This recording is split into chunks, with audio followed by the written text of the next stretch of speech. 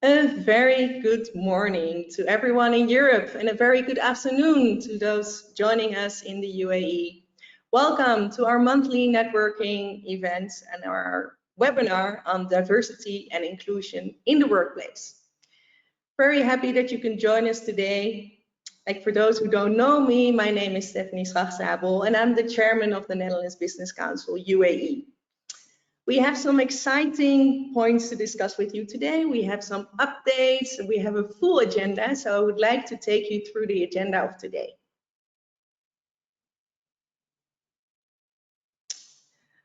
We will start with a welcome, a few updates. We will talk about our upcoming events in February. We will share with you who are our new members last month, and we have an exciting panel discussion about diversity and inclusion. Like a few ladies from our business council as well as our members have been working tirelessly to bring you a fantastic panel discussion today.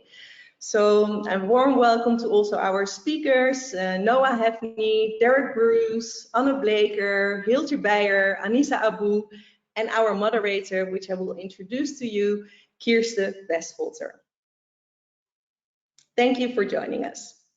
Looking at the upcoming events of the Netherlands Business Council. Now, for those who are joining us tomorrow we have an exciting trade mission webinar, like that you all have registered for, which is called Connect with the Dutch Business Community. On the 30th of March, together with the NL in Business, we're organizing the global impact on Dutch elections. So we will have a look at what is happening in the Netherlands and what kind of impact the Dutch elections have on us as business council, but also at business communities globally. Then on the 11th of April, we have our General Assembly. In the General Assembly, we always communicate our strategy for the upcoming years, and we would highly encourage you to also join us for this General Assembly because it's important. We are organizing all these kinds of events for our members through our members, and during the General Assembly it would be nice to also get your vote as an executive committee to be part of our Dutch business community. Then on the 25th of April, I'm not sure, it might be the 27th, we have our King's Day, and something really exciting is being organized by both the Netherlands Business Council as the Netherlands Club, as well as the Consulates of the the Kingdom of the Netherlands, to organize something fantastic for the Dutch business community and the Dutch social community. So save the date and put it in your agenda. Then on the 9th of October, we are organizing our gala. We all have been waiting for this gala. It's going to happen on the Expo 2020 Dutch Pavilion. And I cannot wait to put on a dress and have a look at the Dutch Pavilion, as well as celebrate our gala together with all of our members. So also save the date for that one. Looking back at the past events, we are currently organizing lots of events together with other business councils, but we did also our first face-to-face event at Media One, which was about search engine optimization together with IGLO, as well as we did a webinar on reforms to the UAE foreign investment rules and the UAE's companies law. So please, just to encourage all of our members, let us know what kind of topics that you would like us to organize events about, and hopefully we can take this along in the strategy and in the planning for 2021-2022. All right, let's look at more updates that we have from the Netherlands Business Council. We're very happy to welcome back our corporate member, Axo Nobel. Very pleased that Axo Nobel joined us again, like with the Netherlands Business Council. They're very much actively involved in the Dutch sustainability group as well, because sustainability is also for Axo Nobel a high priority on their agenda. So welcome, Axo Nobel. We're looking very much forward to organize multiple events with you in the future. Yes, then we also have some updates about the Netherlands Business Council now. As you know, I have been chairing the Netherlands Business Council for the past 4 years. And before that, I was already involved with the Netherlands Business Council for 2 years as the director of Expo 2020. Now, something interesting happened during the past 4 years whilst I was the chairman of the Netherlands Business Council. in the beginning, the Dubai Chamber came to me and they asked me, Stephanie, would you want to change the name of chairman to chair? And I seriously considered this important topic. Evaluating it and thinking about it for the past 4 years, like where more and more people started to call me chairwoman instead of chairman, I started to think it might be a very positive role model for other business councils globally, and to actually be one of the first front runners as a European country, that the Netherlands is obviously, to look at this title from a gender neutral perspective. Now, as I will not be elected as the chair next month at the General Assembly, because my 6-year period has come to an end, like my wish and my passion is to announce during this particular webinar today about diversity and inclusion that my last month at the Netherlands Business Council, I will not be the chairman, I will be the chair. And hopefully the new chair that will be elected will follow through with this gender neutral title of the Netherlands Business Council. So those who have comments about this, like you can leave that in the chat box. I would be very much interested in how you feel about this topic as well. And potentially we can discuss this as well with the panel discussion later on. But that enough about the executive committee and about the board news. Let's also look at some other exciting updates and news that we have with the Netherlands Business Council. Because as you can see, at our logo, the Netherlands Business Council has changed their branding. If we can move to the next slide.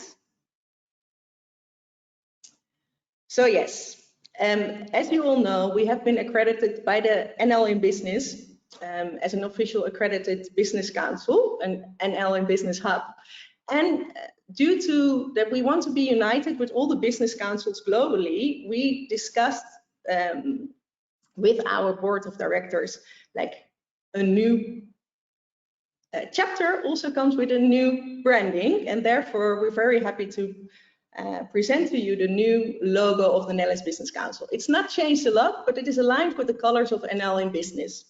As well, you have all seen it last week, and like our team has been working on it for the past months, that we have launched our new website. So we invite you today, and we invite you for the future, to have a look around at our new website. Like, please look at all the members that are part of our organization, and look at all the events that we are organizing, especially for you. Moving forward to the next slide, like we are going to talk about the topic that you all are joining for, diversity and inclusion in the workplace. And what are the endless possibilities that this is also taking with it.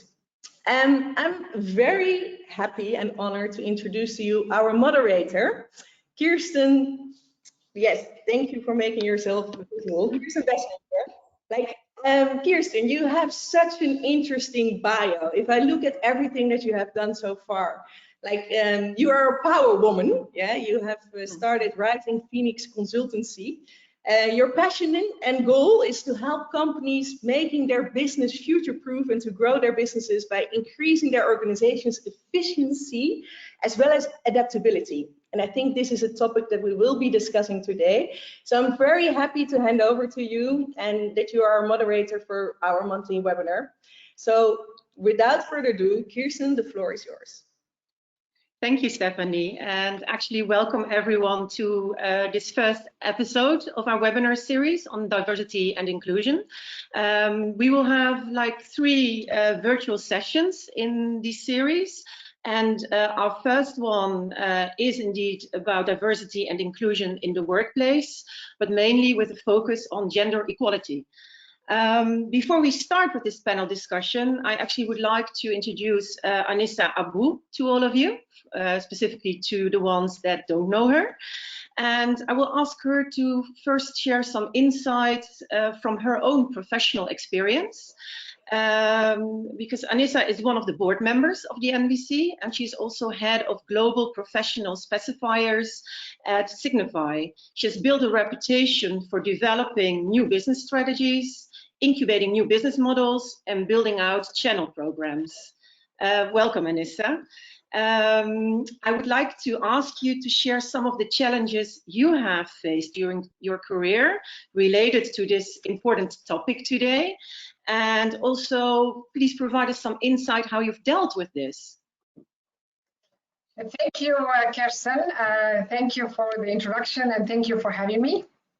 Well, first of all, I think looking back, I think diversity and inclusion has evolved a lot from the time that I started my young career.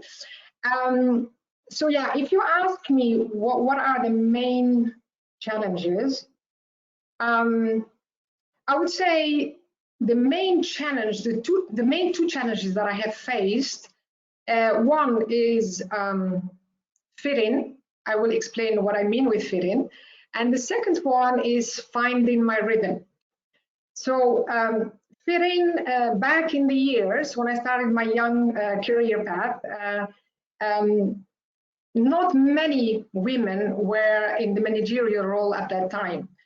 So indeed, I was with my precious colleagues, mainly masculine, male, and the one, let's say, the ladies, or let's say my peers around me, I saw them adopting certain behaviors that they thought they needed to, let's say, develop further or to grow, or even, you know, for further career.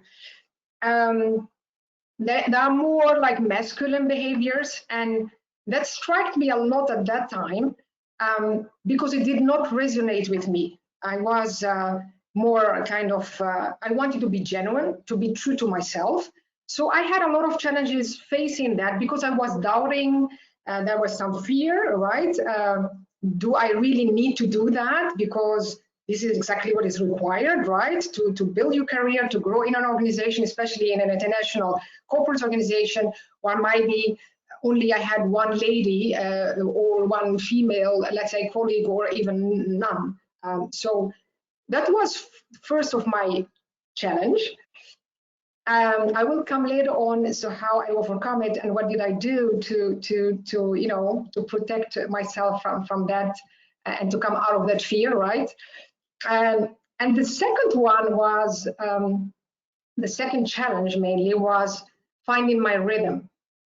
So at a certain age, I have decided to become a mother. So, and lucky me, I have a son. He's now 19 years old. So he moved back to Holland to study. And at that time was also very challenging because in Europe especially, and I was that time in Holland, because I remember there are sometimes interviews when you are a lady, you've been asked, what is your strategy? Or what's your future? How do you see future? Are you going to get married? Are you planning to have family? And I was like, interesting to have these kind of questions at my, you know, interviews. Why is that? So because organization back at that time, they were a little bit afraid that you will not be 100% dedicated to your job, right? Because if you have to balance your time with being, you know, taking care of your family as well as taking care of your job, which is normal. And it's a funny thing. So because we always look to the differences between Europe and Middle East, and I find the Middle East much more advanced, honestly, still today, much more advanced in this kind of, let's say, work element than Europe. Because the funny thing is, after I went back to from my maternity leave, and my colleagues have seen that I came back to work full time, and they were looking at me like, this is not good. So when I asked, like, what is exactly the challenge? What is exactly the problem? And this came really from my female colleagues, right? Not from my male colleagues. They said, how can you be a good mother if you are coming back to work full time? So I was like, okay, now I understand, because the nature of female, especially in Holland, after they have children, they will come back for different reasons, of course, part-time. And I looked at it back then, if I go part-time, this is also my perception and my experience, I will not have the same growth opportunities than the ones, working full-time and also very much dedicated. So the challenge was really to find my rhythm, how much time can I balance to spending time with my family, my son, but as well as dedicated and, having a good performer at work. So these two have a little bit, managed my career path, especially in my young years. Now, coming back, you asked me also the question, how did I overcome that? I mean, what did I do to be able to overcome and to proceed with my career, right? Exactly. So the first one, yeah, thank you. So the first one, the fit in, I think what I have done is I was really looking for a lot of confirmations, seeking feedback, affirmation for myself. So luckily me, I had really good people managers. So even my manager, I was asking and constantly asking for kind of, because it's a kind of fear, right, we have. And I was asking for confirmation if I'm doing the right things, right? So that helped me a lot, really setting my objectives, right? And overcoming my fear in a way. And speaking to seeking for coach, seeking for mentors, seeking for sponsorships within the company to overcome that I'm doing the right things, right? And I think female always looking for feedback and looking for confirmations that we are doing the right things. So that helped me a lot during that period. When it comes to my private life, so really have balancing my private life, I always say to my teams now, I said, okay, if you decide to build a family, you decide together with your husband or with your partner, right? And of course, you prioritize as well, plan as well. So this is exactly what I have done also with my husband. We said, okay, if I'm taking, we decide that we will, pursue 100% our career, both of us. But then at the same time, we have also to organize and prioritize properly how to take care of our family. Of course, in Holland is different than here. Again, there's a big differences because in Holland, people cannot afford having, let's say, general cannot afford having people in-house, like supporting or taking care of the kids. It's mainly nursery, so you have opening hours and closing hours, so you have really to leave at 6 o'clock to pick up your kids. The majority, or you have family next to you that a lot of people also, of course, if you have family close to you, support. So from that perspective, I think having, setting a clear objective, one, for yourself, and then align it with your family, with your environment, and especially with your partner, husband, that you are aligned on that. Second, get rid of your fears.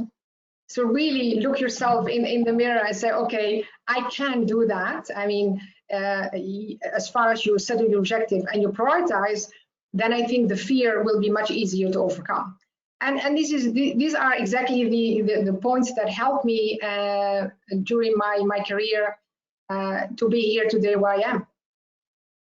That's great to hear, Anissa, and I think we have a lot of connections also with the topic later on and with what the panel is. I hope the panel is going to bring as well. And specifically what I hear is having that support system, like back home in your private life, but definitely also in your work life is very important. So thank you, Anissa, for your contribution. And I would like now also to go and start introducing our panel. And I'm actually thank you so much, Anissa. Thank you. And yeah, I would like to start introducing our panel today, and maybe it's also good that they all come on camera so you all can see them as well. I'm really happy that we have 4 amazing panelists for this super topic, and I'd like to welcome Noha, Derrick, Anna and Hiltje today, and we're really proud to have you all in this panel. I will quickly start with introducing all of you separately, and then we move on to the real discussion. Let's first start with Noah. Noah Hefni is based in Dubai and has a wealth of multifaceted experiences across the public and private sectors and in entrepreneurship. And she's a sought-after speaker on topics ranging from gender equality, social entrepreneurship, authentic leadership to youth engagement and much more. At UN Women and UNESCO, she served in a consulting capacity focusing on education and gender equality advocacy, and programs. Welcome, Noah. Furthermore, joining from the Netherlands, from Amsterdam, Derrick Bruce. He's a very experienced TED talker, consults and develops leaders and non-leaders, and hosts large digital and physical global events for industry-leading organizations. He also provides insights into leadership and organizational development at global seminars and conferences. Derrick's principles focus on listening first and speaking second, making sure he enables people and businesses to continue to thrive sustainably. Also welcome, Derrick, to our panel today, and I know it's still quite early in Europe. Third person, Hiltje Beyer. She's also joining from Dubai, a very experienced marketing and communications professional, and she actually learned that flexible working is something that is still in its infancy in our region. Hiltje is convinced that employees that work part-time and on a project basis are very valuable to a team or a project. There are many like-minded, talented people living in the UAE that are not seeking a full-time position, and she truly believes that it will not only bring fresh insights, experiences and knowledge to a company, but also efficient and dedicated personalities that are passionate in their temporary role. Welcome, Hiltje, and I'm sure you can tell a little bit more about that as well later on. Anna from Paris, so we're very international today. Anna Blaker, she's a corporate communication professional with 20+ years of international experience. Prior to co-founding strategic PR and business communication agency Into Consulting in Dubai in 2010, and held senior leadership roles in PR and communications in both hospitality and manufacturing. Through her work in highly multicultural organizations, male-dominated work environments and all-female teams, as well as her consultancies with organizations on effective business communication, and has seen firsthand how important diversity is in the workplace. Also a big welcome to you, Anne, to this panel. What I would like to ask the audience, that during our panel discussion, if you have any questions, please add them to the chat, because I will monitor them and see if I can include some during our discussions, so it's very valuable. Actually, I would like to immediately set the scene here and go to the first question. So I wanted to address that to Noah. You know, if we think that gender equality is not really a moral or a social issue, do you see it as an economic opportunity? Or could you spread your light on this?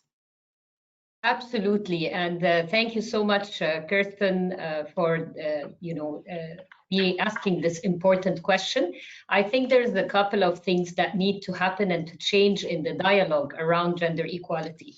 Number one, we need to change the narrative towards an insights and data-driven one. And secondly, we also need to talk about balance and inclusion.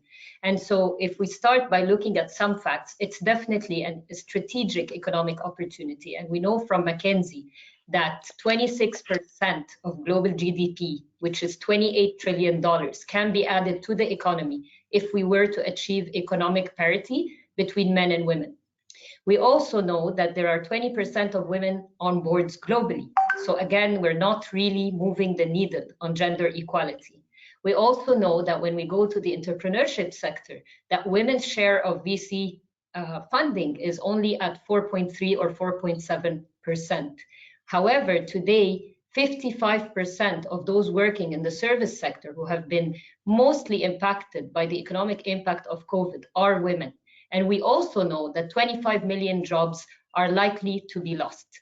Women represent half of society. They represent half of workplaces. They represent half of the world. How can we leave them behind? There is no recovery or balanced or societies or workplaces that can really materialize without the full and equal participation of women. According to WEF, we also know that it will take 257 years to achieve economic gender parity. This is 10 generations of women. So my question to the audience and to all of us today is, what is the missing gap here? I personally believe it is bold commitments. We all have seen a momentum towards gender equality. We've all have seen research being issued around the business case, why it's important, why it's a strategic economic opportunity. Yet the progress is slow. And the reason is we need more data. We need more measurement of strategies that are being devised in workplaces to advance gender equality. We need to look at gender equality in an inclusive fashion, create balanced and inclusive workplaces where not only women are represented, but where men and women are equal partners in building those balanced and diverse and inclusive workplaces. Thank you very much. Thank you, Noah, for adding this. And I hear a lot also about the link with companies and what they can actually do. And I know that Anna, I think you can tell us a little bit more about what organizations can do to start with their journey. And yeah, I know that you have some advice also for starting companies. So I would really like to hear that. Sure. No, thanks. I'm really glad to be on the panel today and being in such great company with everyone, such an international panel with different backgrounds. And that in its own right is what's so important about diversity and inclusion in the workplace. I strongly believe that we will advance if we do this together. This cannot be in any organization a project. This cannot be in any organization just a team that looks at it or a department that looks at it. I fundamentally believe that everyone has an accountability and everyone has a role to play in driving this forward in an organization. Having worked in communications for many years in corporate as well as consultancy capacity, what we often see is that they'll say, let communications look after it. Let's form a project team to drive this forward, or communications will talk about what we've done to the outside world. And in my view, that doesn't work. If we really want to do this right, we need to all take responsibility at every level in the organization, at every department in the organization. And then the other fundamental need is that we need to get buy-in from senior leadership. This will be very hard to achieve if we don't have buy-in from the top. So I think those are kind of a couple of the areas that we really need to look at. Also think that it needs to be part of the culture. It's all good to say that you're going to have initiatives and that you're going to make it happen. And I think if we're looking at what we've just heard from Noah, the evidence is there, the analytics, the data. We know where the data points are, we know what needs to be done. So why are we not advancing this any quicker than we are today?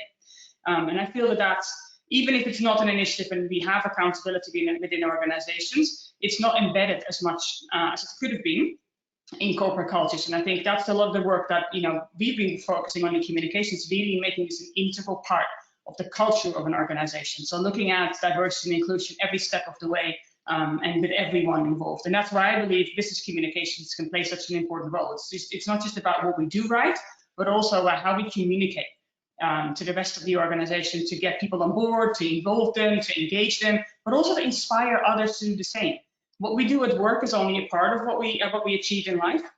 A lot of the success stories, a lot of the advancements that we see in the workplace, we can also take to our local communities. We started with our families, we can do it in the organizations that we are active in outside of work.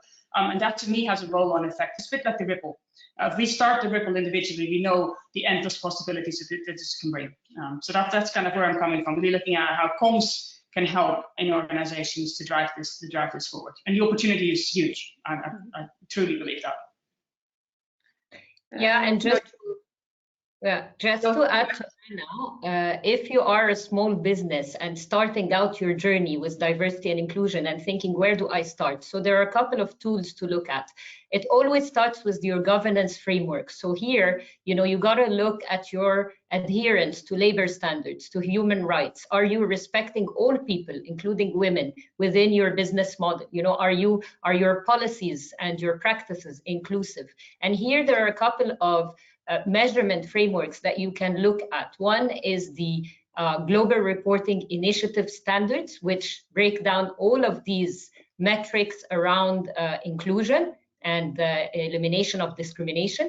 You also have the UN Global Compact, which is a UN body that looks at the role of business in advancing sustainable development. And under that, there are tools that can help you look at principles you can integrate in your workplace to ensure non-discrimination, including of women. And last but not least, one framework that is specific to women is the Women Empowerment Principles. And it's a tool devised by the Global Compact and UN Women to help organizations, first of all, start with a gap analysis that tells them where they are, and it's a free tool. It is available on the UN Women Empowerment Principle website. You can use it and it will give you priority areas to focus on in order to advance your diversity, your female diversity and inclusion agenda. And from there, you can devise an action plan that can tackle all these areas. But as Anna said, I couldn't really agree more or undermine the fact that diversity and inclusion has to be a strategic business priority. It cannot be run on the side of business as a nice to do. It is a must do, and it must go hand in hand with your business strategy in order to be effective.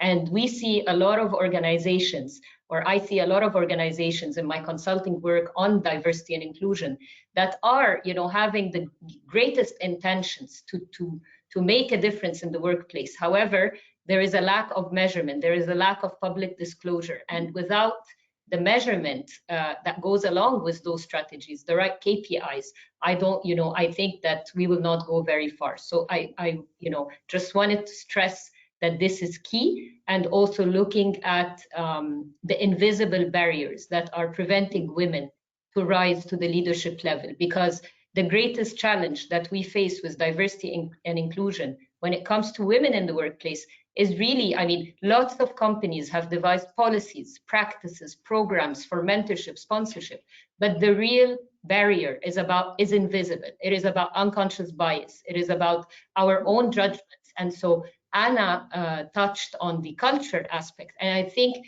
this would be the most important and most challenging barrier or issue to address.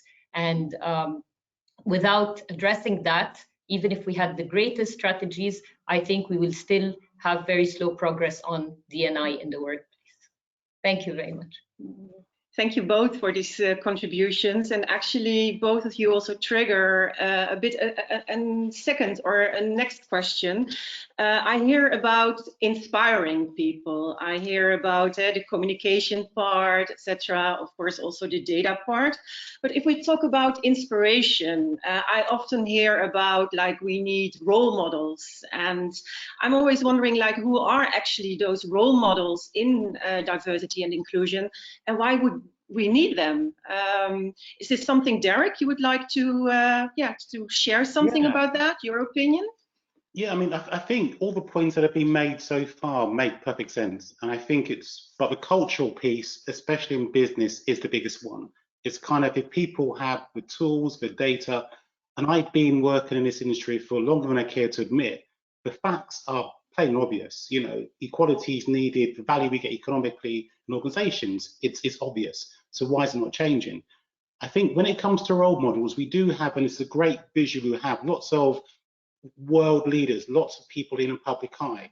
But I think it's also role models we need close to home. People we can see challenging the status quo. People we can see, male and female, saying, okay, if we talk about the salaries we're being paid in the same roles, this should be the same. And challenging their own situations to make sure that we do the small things. Because the big things are the ones which people can go, we need more information, so we can't do that. But if it's a small thing every single day, which is challenging how people address people in meetings, challenging how people talk about the roles of women, challenging how if a woman is aggressive versus a guy being assertive, how is that, this whole kind of thing which happens every single day. I think role models need to be from both sides of agendas, but who challenge those behaviors and actually then change the culture, which then allows you to then use the statistics and use the policies and use the processes to make a sustainable change. And I think there's one example I remember years ago when there's a program called Friends. It's a sitcom in the US, you may have heard of it, quite popular. One of the things that group of people did when they first started out as a group of 6 actors, they agreed that they were going to have exactly the same salaries, all 6 of them. So as opposed to the men who historically had higher salaries, all 6 said, we're all brand new actors, we're all kind of new to this, don't know where this is going to go. We agree as 3 men and 3 women to have the same salaries as we go through this journey. And that is few and far between. Men kind of saying, this is going to impact me, I might get paid lower, but for me, it's right, it's fair, it's what we should be doing. And I think when we talk about role models, it's people not talking about what we should be doing, it's people who are doing what we should be doing as well. Thank you, Derrick. Just one quick question back to Noah. And I already hear you talking about like supporting, also women supporting each other. Do you think women are actually currently sufficiently supporting each other? And is there like something they could do for each other, or how do you see that?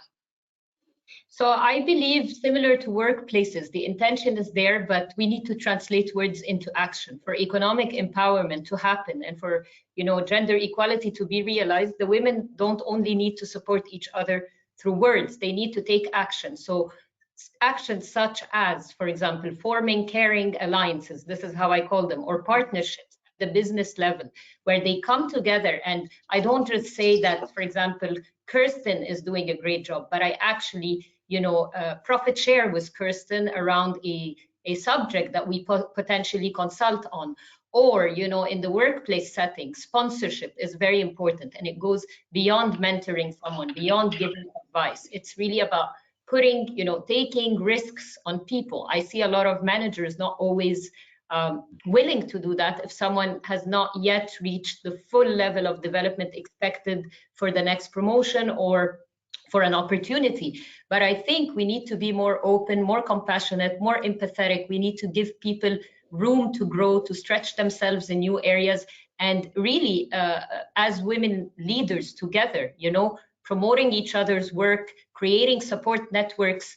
A lot of the women I know in the workplace struggle with the flexibility, the work-life balance. So being also understanding managers when one of us has to undertake a caregiving, responsibility, or any other responsibility that relates not to work but to personal life. Again, how understanding are we? I sometimes feel that as women, we've been, conditioned in the leadership, aspect to act sometimes like men, or to be very actually harsher than men. I mean, most of my supporters in my leadership journey were males, and they were willing to take a chance on the opportunities that I was being presented for. They gave me a voice, for example, in leadership meetings when I didn't get that. And I wanted just to close this remark with one aspect, which is that voice and agency are not just, again, nice to do for women. Giving someone exposure or visibility is not a minimum, a small thing to do. It actually enhances leadership representation, because we all know too well that many women, are not always self-promoting their work. A lot are looking at, personally, even in the past, I had my own imposter syndromes to actually talk about my achievements, etc. And I'm making myself very vulnerable, but I see a lot of my peers and fellow women also confronting similar issues. So again, how we support each other is where we see an introvert or where we see a woman that doesn't do that so well, is giving her the platform, giving her the voice, and opening up opportunities through sponsorship, through collaboration in the case of entrepreneurship, and really opening up those doors, those networks that can really enable someone to rise, you know, to the next step.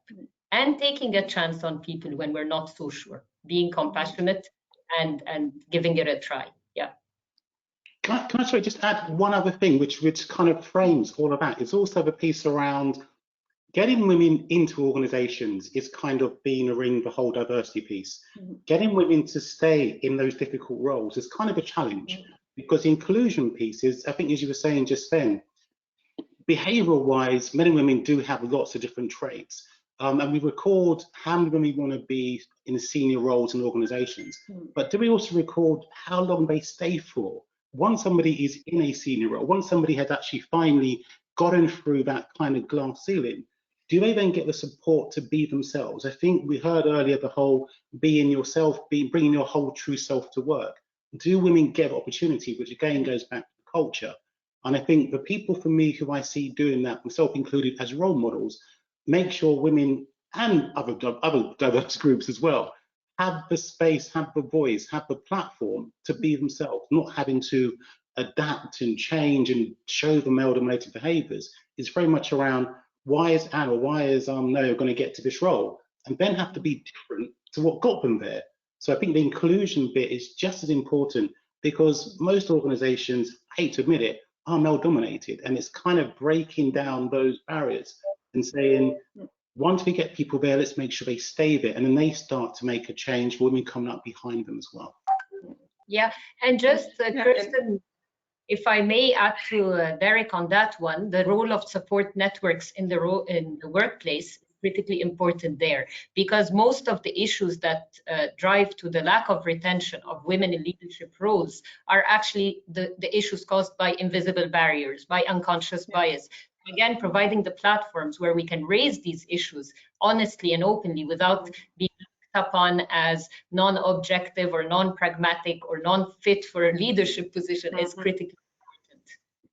No, I know, exactly. Thanks for that as well. And I would say, like, I really would like to hear some opinions also of Hiltje. Hiltje, you've been waiting a long time to get the stage, and I know for this next topic you do have like a very clear opinion, because I know you're very passionate about flex work, also about creating new opportunities.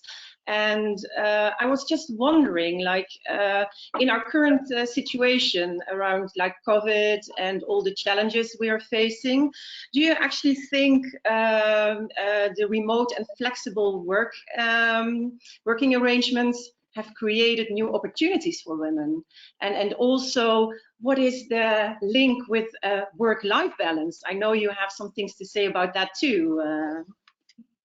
Yes, well, thank you very much for the question. No worries that I didn't get time to speak yet, because it's very interesting to hear everyone.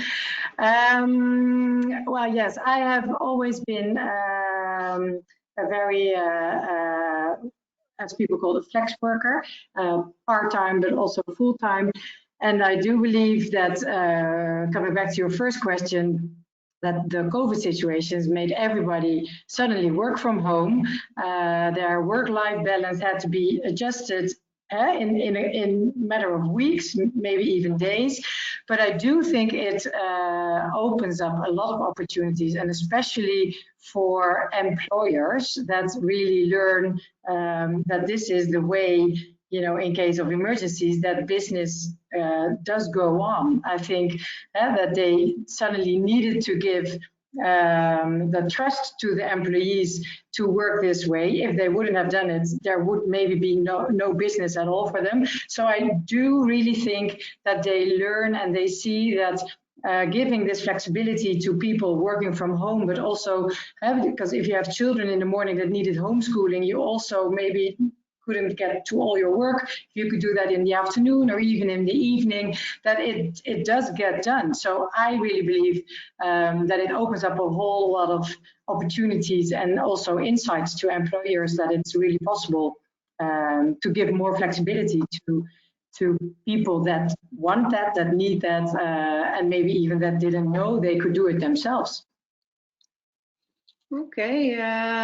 Well, when I'm listening to that, like I wonder, like sometimes I also hear other things during like this Corona situation. I myself have also like read some research.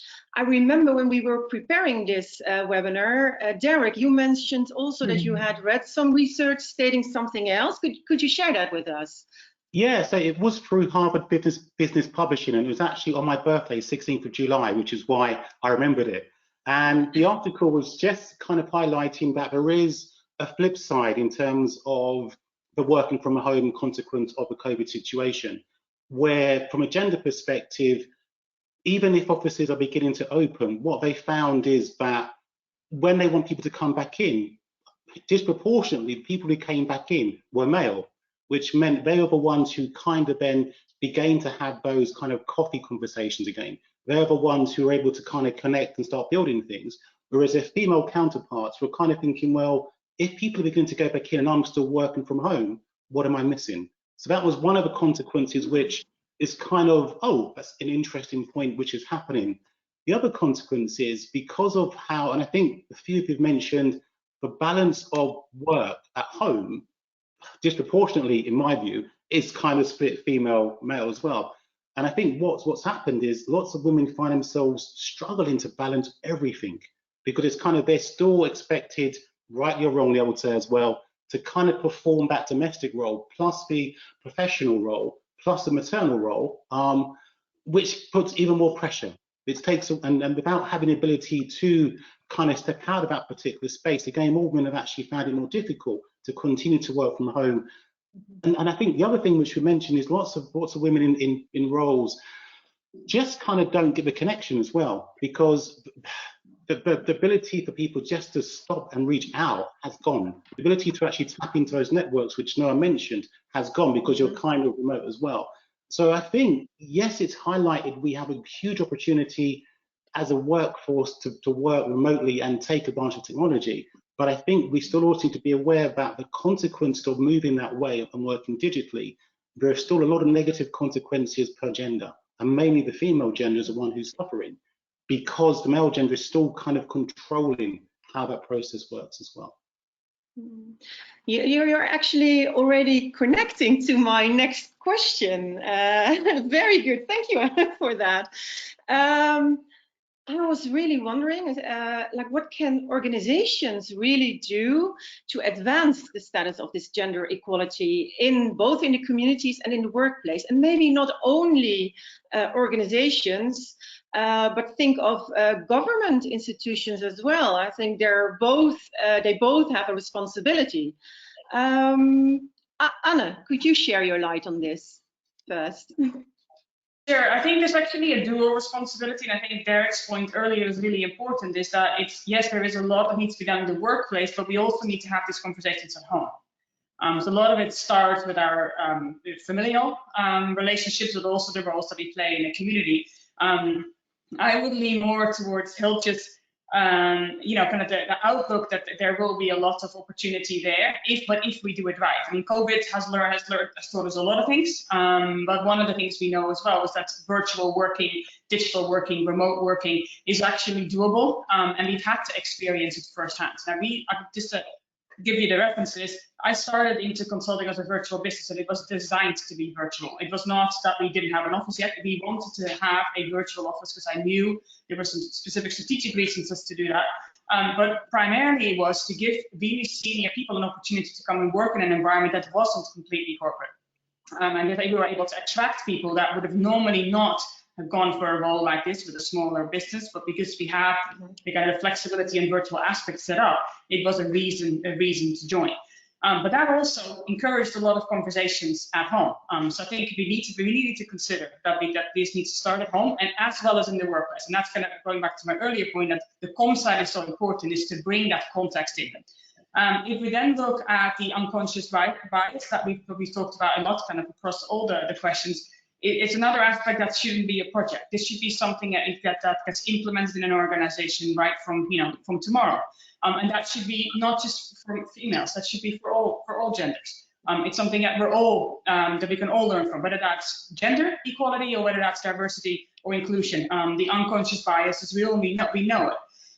So that needs to be something that I believe organizations can do. There's been a lot of focus on recruitment. There's been a lot of focus on retention that we talked about, but I think the unconscious bias is really another area that we can work on, and that work would start tomorrow. There's a lot of best practice out there, but it's a matter of, again, getting that buy-in and getting that conversation going, calling people out on it, challenging each other, whether that's in an at-home environment or indeed in a community or in the workplace. So those are kind of things that I believe are going to be important. So I think training, unconscious bias discussions, it's not just training one-sided, but it's also to support each other, call each other out on it in a positive, constructive way. Having that conversation and keeping it alive, I think, is one of the main things that organizations can do. And again, everyone can play a role in that. That doesn't sit with a specific person or a specific department within a company. So that will be my kind of first thing to recommend for organizations. Okay, thank you. And Hiltje, I know you also have some input regarding what government institutions can do, and I'm very interested to hear that because it's good, again, like we all say, we need to approach it from different angles. So it's something organizations should do, individuals should do, but I guess government can play a role in this too. Yes, sure. I have a lot of experience working as a flex worker, part-time, full-time, mainly in Holland, where I used to live. And then coming to the UAE, or more the region, I found out that working as a part-timer or a flex worker is not yet really common in the way that you need, of course, you need to have a sponsor here, then you need to have a work permit. And that too, I think a lot of companies creates a lot of barriers in order to just hire somebody for a project. Of course, you want to have everything legally covered for both parties. And then we found out, because working with the MBC as well, we thought, like, I am here, I have my own sponsorship, and there are possibilities to have a freelance working permit. So why don't we join forces for a lot of women also here that are in the same situation, that are already sponsored because they moved here with their spouse, with their partner. They are highly educated and they are really willing to work, maybe not full-time, but projects, part-time, flexible jobs. You know, I'm sure there's a lot of work that fits that category. So there are more opportunities and possibilities for a lot of women, if we want to see more women in the workforce here. And I do think that the government, could also push that more to the companies and just teach them that it is possible to just hire quite easily people that are available only for a short period of time, and also because they want to. Not everybody is looking for sponsorship or this working permit. Good one, Hiltje. I was quickly also checking the time, because I know, like, with this topic, I think we can talk for hours and still be talking and sharing experiences. What I would like to do, because I'm conscious of the time, is give each of you an opportunity to give some advice to the audience here. And with that advice, we can conclude the panel discussion. And please feel free to just state something which just comes up or related to one of the topics we have already addressed. So who wants to go first? Anna? Sure. I think yeah. In conclusion, this is an area we need to focus on, and we all need to focus on it. I think that we've made that point quite clearly. It is the right thing to do. It's what we need, and also kind of looking at whether it's gender diversity and equality, or whether it's the larger topic of diversity and inclusion. What makes companies better. If we as organizations do it, our clients, our customers are diverse. That needs to be woven all the way through society. I think from coming in from my perspective, but from a communications background, if we have role models, let's put them in the spotlight. Let's let them speak about what they have done, and because with the aim not to pat the organization on the back and say, you know, we've done so well, look at our role model. It is about inspiring others. It's about informing. It's about inspiring. It's about involving people for them to do the same thing. And we see that with children all the time when they look for, whether in this case, female role models that have achieved a certain job title or a certain career. We need to bring those stories to the forefront. And in doing that kind of effectively, that we're going to call it corporate storytelling, but build that into what it is that you're doing. It's not to pat yourself on the back and say, this is great PR for the business. I don't feel like that at all. But it is more to really get going with that ripple effect and reach more people. If you can inspire one person with that story, then that's a move forward. And I think communications can play a big role in that. So that would be my 2 cents. Thank you, Anna. Noah, do you want to continue?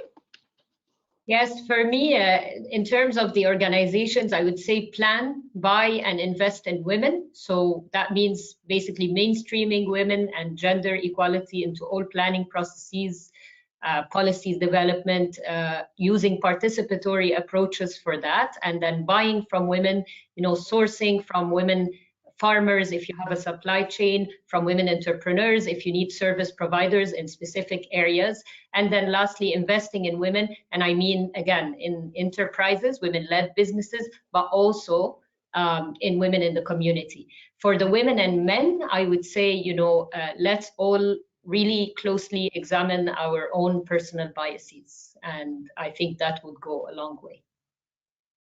Thank you, Derrick. Yeah, I mean, I'll keep it short. I think this has been International Women's Day week. One of the things was very much around challenge. And for me, it's basically that. It's challenge the status quo, challenge the policies, challenge the advertisements, challenge the pay, challenge the sourcing of providers and vendors, challenge the behaviors you see every day.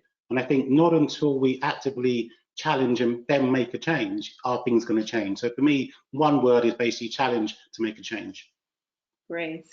And last but not least, Hiltje. Well, I believe if I would say an advice for people that would like to get more women into their company, I think every hiring manager has the opportunity to make a change and to try or seek for of course, the best candidate, but talk about flexibility. If this person doesn't want to work full time, see what the possibilities are. Maybe even give them a trial period to build up that trust, and that because every day you have to understand that companies also take a risk in investing in part-time and flex workers. But I would really say take that risk, because then I think there's a diverse pool of candidates that are now underutilized because they are not getting the possibility or the opportunity. Very good one. We're coming to the end of the webinar, unfortunately. I would like to thank all 4 of you to have joined this panel. And I hope we will have some further discussions like in a little bit later stage. Thank you for your time as well. And for our attendees at the end of the webinar, which is already almost, you will get a survey, and it would be very, very helpful if you can complete that for us, because it will help us also developing our next webinars. And I'm handing over back to Stephanie now. Thank you, everyone. Well, thank you also very much, Kirsten, for moderating this inspiring panel discussion. You have been asking all the right questions, and also Anissa, thank you for doing the opening keynote and sharing your inspirational story. I think that we all got some great takeaways from this webinar, and I'm happy that this was only the first in a series of webinars on this topic, because it's an important topic. And also from the Netherlands Business Council UAE, we like to open our platform to raise important topics. Thank you to our speakers. Noah, thank you for giving us tangible tools and encourage measurement and encourage women to support other women. Anna, I love how you say that we are in this together, and we strongly believe that everybody needs to take the responsibility. Bruce, I loved how you said the small things matter, and role models are people who do. And we need to have more people that are really doing. Hilje, flexibility is the key. You were one of the initiators of the Flex Pool of the Netherlands Business Council. So also thank you very much for sharing all your stories today. And a big thank you to all our members that were part of this webinar, and please reach out to us anytime. I wish you all a very good day.